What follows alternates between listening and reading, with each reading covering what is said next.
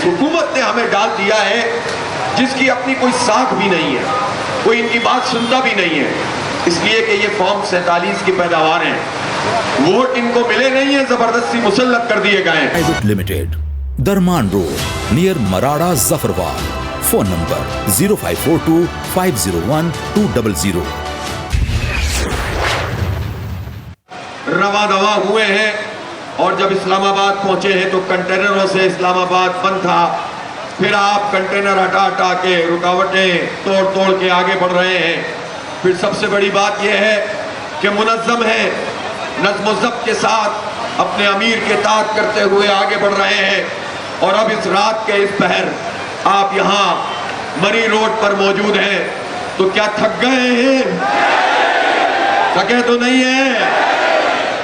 تو بس جب آپ نہیں تھکے ہوئے تو میں بھی نہیں تھکا ہوا، یہ سب بھی نہیں تھکے ہوئے، پورے جذبے سے انشاءاللہ موجود رہیں گے۔ بتائیے کہ اگر رات کو میں 3 بجے کہوں کہ ڈی چوک چلنا ہے، تیار ہیں؟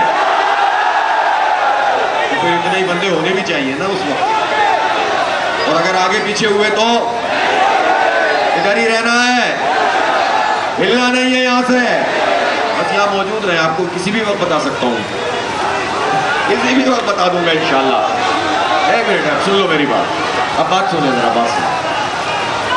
دیکھیں ہم یہاں پر جو ہم نے آج، ایک منٹ سن لو بھائی، سن لو۔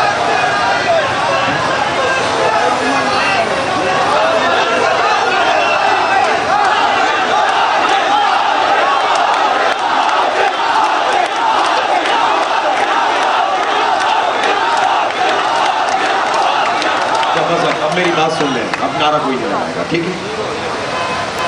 ہم نے دھرنا اس لیے دیا ہے کہ اس وقت پاکستان کی جو صورتحال ہے، اب پانی بہت سروں سے اوپر گزر چکا ہے، آ رہا ہے، وہ کہتے ہیں نا پلوں کے اوپر سے گزر گیا ہے، پلوں کے نیچے سے گزر گیا ہے۔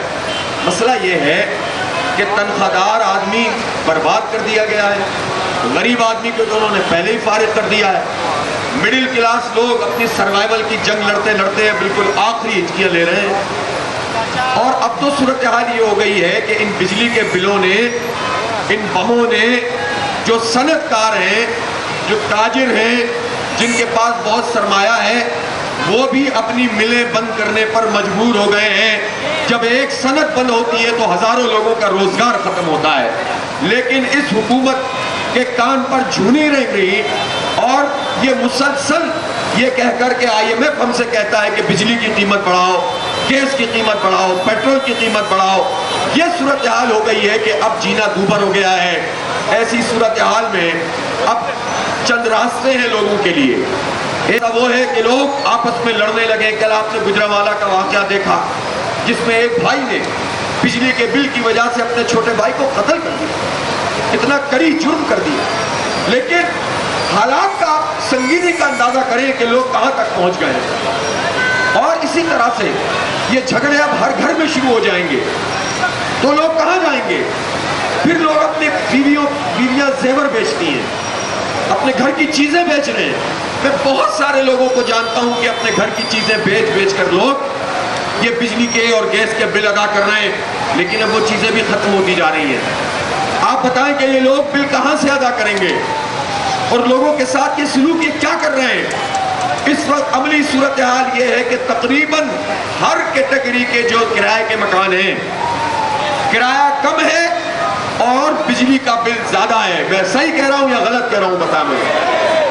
اور اس صورتحال میں لا کر اس حکومت نے ہمیں ڈال دیا ہے جس کی اپنی کوئی ساکھ بھی نہیں ہے، کوئی ان کی بات سنتا بھی نہیں ہے، اس لیے کہ یہ فارم 47 کی پیداوار ہیں، ووٹ ان کو ملے نہیں ہیں، زبردستی مسلط کر دیے گئے ہیں، اور یہ فیصلے عوام دشمن فیصلے کر رہے ہیں، یہ انویسٹمنٹ کر رہے ہیں، پیسہ خرچ کر رہے ہیں، لیکن میڈیا کو خریدنے کے لیے کر رہے ہیں، تاکہ جب یہ ہم پر پیٹرول کے بم گرائیں تو میڈیا میں 4 لوگ کہیں کہ بھئی اس کے علاوہ تو کوئی حل ہی نہیں ہے، یہ کیا کریں، مجبور ہے۔ یہ کوئی مجبور نہیں ہے۔ یہ بتاؤ کہ تم نے اپنے انتظامی اخراجات میں 25% اضافہ کیوں کیا ہے جب حالات یہ ہیں؟ یہ بتاؤ کہ تم اپنی مراعات چھوڑنے کے لیے کیوں تیار نہیں ہو؟ تم پیٹرول فری استعمال کرو، ایک مخصوص طبقہ ہے افسران کا، فوج میں بھی ہیں, بیوروکریسی میں بھی ہیں, سیاستدانوں میں بھی ہیں, اور اسی طرح سے ججز میں بھی ہیں.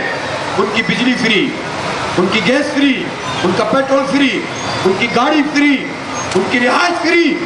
اور مصیبت کس پہ ڈال رہے ہو؟ غریب کے اوپر, مڈل کلاس پر. اور ہم یہ بجلی کے بل ادا کرتے ہیں. بہت تماشا ہو گیا, اب انہیں اپنی مراحت چھوڑنی پڑیں گی.